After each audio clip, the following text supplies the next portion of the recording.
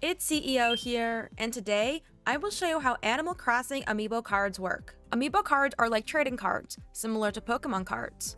Almost every villager and NPC currently in Animal Crossing have an Amiibo card, so there's over 500 cards you can collect in total. Each card is tied to a specific villager or NPC. So for example, there's an Isabelle Amiibo card, Bluebear Amiibo card, and a Tangy Amiibo card, just to name a few. They may look like simple trading cards, but they have so much functionality packed inside, as each card contains a small NFC chip that contains the data of the villager on the card. This means that your Amiibo cards can actually talk to your Animal Crossing game and provide new features and gameplay. So in this video, I will go over how Amiibo cards work and everything you need to know to get the most out of them. Stay tuned to the end of the video to learn how to get your own Amiibo cards because they can be very hard to find, and I will share the tips and tricks I have used to buy over 100 packs over the years. But before we get started, subscribe to my channel if you haven't already and turn on notifications by clicking the bell so you don't miss out on any future videos. Now let's get into the video. Amiibo cards in New Horizons work in 5 ways, and I'll go over all of them. But a very important note I must go over first is that you either need a set of Joy-Cons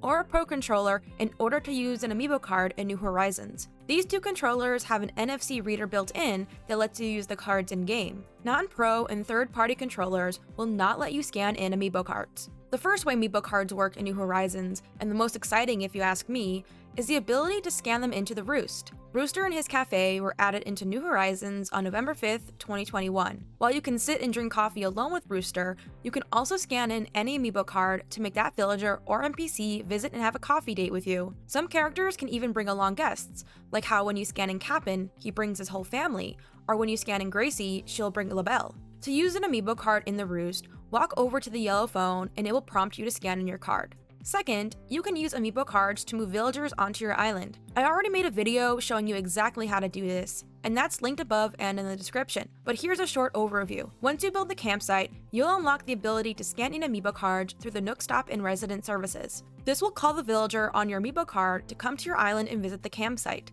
If you do this 3 times over 3 separate days, the villager will ask to move to your island. This is a great way to pick and choose which villagers you want on your island if you don't want to leave it up to chance with an empty plot autofill or go on a villager hunt. The third way you can use Amiibo cards are as models in Phototopia on Harv's Island. Here you can decorate rooms and create sets using any items in your catalog. You can then scan in Amiibo cards to have villagers appear and be models. You can dress them up and make them do different reactions. Phototopia can be anything you want it to be, and I've seen YouTubers use it to create music videos, original series, and more. The next 2 uses for Amiibo cards are exclusive to the Happy Home Paradise DLC, and I'll have a video that goes into more detail about this. But in short, you can use Amiibo cards to choose a specific villager and decorate a house for them. You can also use Amiibo cards to act as models in different scenes. The only limiting thing about Amiibo cards is that you must have the specific card for your desired villager, and this is why people love to collect them, because the more Amiibo cards you have, the more villagers and NPCs you have to choose from.